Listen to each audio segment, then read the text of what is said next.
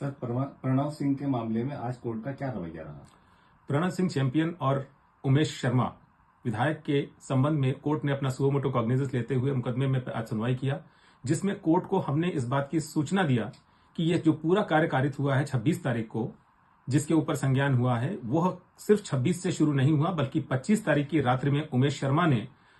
Pranav Singh champion के निवास पर जाकर के बंदूकें लहराते हुए, मां बहन की गालियां बकते हुए पूरे तरीके से धमकाया, गोलियां चलाई और चैलेंज करके आए थे पूरे गुर्जर समाज को कि अगर इस प्रकार की चीजें किया तो शायद उसका नतीजा भुगतना पड़ेगा चैंपियन को, और पूरे तरीके से ललकार करके अगर कुछ कर सकते हो तो आकर कर ले।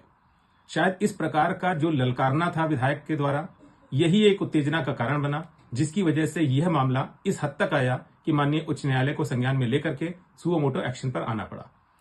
इस मामले में जो कंडीशंस आई, उसमें कोर्ट ने दोनों ही पूर्व विधायक के खिलाफ प्रोसीड किया। चूंकि विधायक जो थे उन्होंने तत्काल अपनी बेल ले लिया और बेल लेने के साथ ही वो विदेश चले गए, दुबई चले गए, जिसको कोर्ट ने बहुत ही सीरियसली लिया कि अगर एक आदमी सेम ऑफेंस के अंदर है, वो जेल में है और दूसरे को तत्काल बेल मिल गई और वो विदेश चला गया, तो ये सारी चीजें समीक्षा कोर्ट कर रही है। कोर्ट ने अपनी तरफ से जो सुरक्षा इनके पास है उसके लिए और बाकी जिस जिस प्रकार से इन्होंने अपने पद का दुरुपयोग किया है उन सबके ऊपर सरकार से रिपोर्ट मांगी है। जनता की गाढ़ी कमाई लगातार दागदार लोगों की सुरक्षा में खर्च हो रही है, क्या इस पर भी हाईकोर्ट में चर्चा हुई? इस पर आप क्या कहेंगे? आज माननीय उच्च न्यायालय ने बहुत ही अच्छे से समीक्षा किया और कोर्ट ने स्पष्ट रूप से यह कहा कि आज एक छोटा बच्चा अगर टॉफी खरीदने जाता है, स्टेशनरी खरीदने लोग जाते हैं या छोटी छोटी चीजें खरीदते हैं, उस पर जो टैक्स देते हैं, इस प्रकार की टैक्स की जो कमाई सरकार के पास आती है, उसको इस प्रकार के दागदार विधायकों के लिए यदि सुरक्षा के रूप में अगर इस कमाई का खर्च किया जा रहा है तो किस प्रकार से किया जा रहा है और क्यों किया जा रहा है। सुरक्षा पे माननीय न्यायालय ने प्रश्न चिन्ह लगाया और इससे सरकार से इसका जवाब मांगा है और यह भी पूछा है कि सुरक्षा अब तक इनकी वापस ली गई है और नहीं ली गई है तो क्यों नहीं ली गई है। खासतौर पर माननीय न्यायालय ने यह भी चीज पर टिप्पणी करते हुए कहा कि ऐसे विधायक जिनके खिलाफ दर्जनों मुकदमे हों और वांछित हों, जिसमें कि बेल पर हों, जिनके खिलाफ ऐसे मुकदमे जो संगीन अपराधों में लिप्त हैं, उनके लिए सुरक्षा की कोई आवश्यकता मेरे हिसाब से नहीं है और यह सुरक्षा तत्काल वापस ली जानी चाहिए। सर, आज कोर्ट की सुनवाई के दौरान जो सरकार ने अपने तथ्य प्रस्तुत किए, क्या कोर्ट उससे संतुष्ट दिखाई दिया? आज कोर्ट में समक्ष जब ये सारा मैटर चल रहा था तो सरकार की तरफ से जो जानकारी दी गई उसमें बहुत सारी जानकारियां थी अधूरी,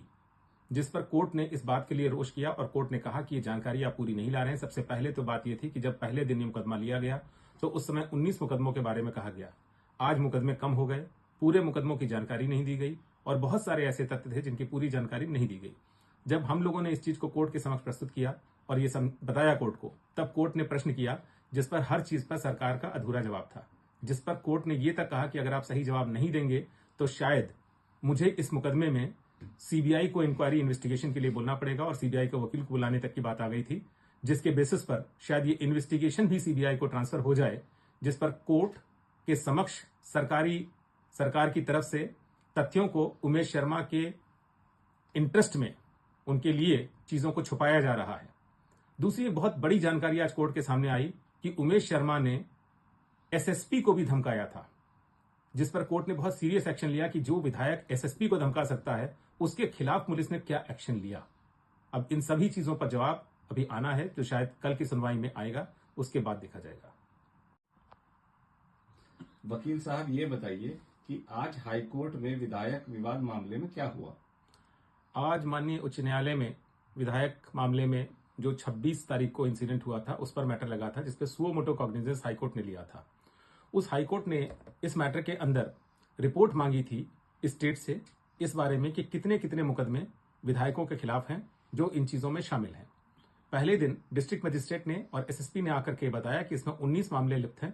लेकिन आज आकर के उन्होंने वो मामले कम कर दिए, जिस पर हाईकोर्ट को बहुत ही ज्यादा अजीब सा लगा कि शायद ये चीजें गलत तरीके से हाईकोर्ट के समक्ष प्रस्तुत की जा रही हैं। और ये भी पता चला कि उमेश कुमार और उसके अलावा अन्य 3 और बंगले हैं जो लोगों ने कब्जा कर रखा है, जिसमें कि सारे के सारे बंगले सिंचाई विभाग के थे और उमेश कुमार 1693 रुपए का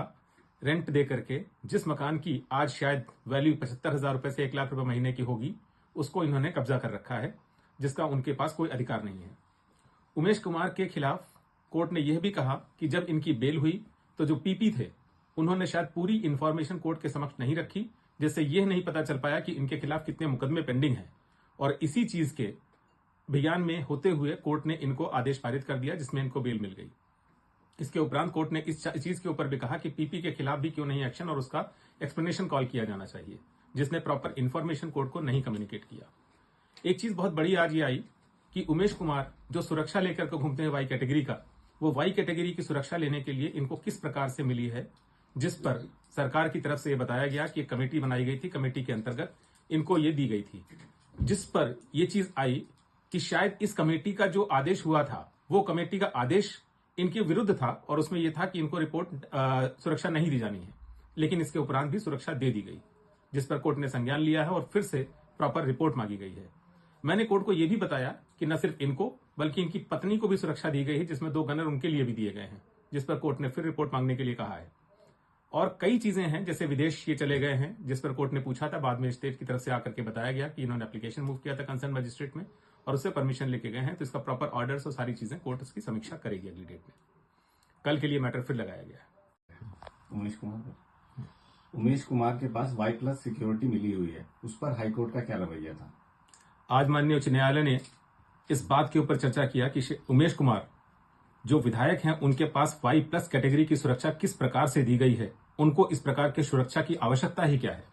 माननीय न्यायालय ने कहा कि जो विधायक है वो तो जनता की लोकप्रियता के साथ आता है, चुना हुआ विधायक है, उसको तो जनता के बीच में जाना चाहिए, जनता उसको प्रेम से अपने साथ में सम्मिलित करेगी, उसको सम्मानित करेगी। अगर आप अच्छे कार्य करेंगे तो आपको सुरक्षा की कभी आवश्यकता नहीं है, लेकिन आप गलत करेंगे तो पब्लिक से आपके हमेशा द्वेष रहेगा और इसके लिए ही आपको सुरक्षा की आवश्यकता है। तो इससे ही पता चलता है कि ये शायद अच्छे कार्य नहीं कर रहे हैं, जिसके लिए इनको सुरक्षा की आवश्यकता पड़ रही है। और Y+ कैटेगरी जो इनको दी गई है, इस पर विशेष टिप्पणी करते हुए माननीय न्यायालय ने कहा कि इस प्रकार की सुरक्षा तो शायद हमारे पास नहीं है या किसी और लोगों के पास नहीं है, सिर्फ भारत के प्रधानमंत्री, राष्ट्रपति या इस प्रकार के उन लोगों के लिए होती है जिनको की इस प्रकार की सुरक्षा की आवश्यकताएं इसलिए पड़ती हैं क्योंकि वह सम्मानित पोजीशंस पे हैं।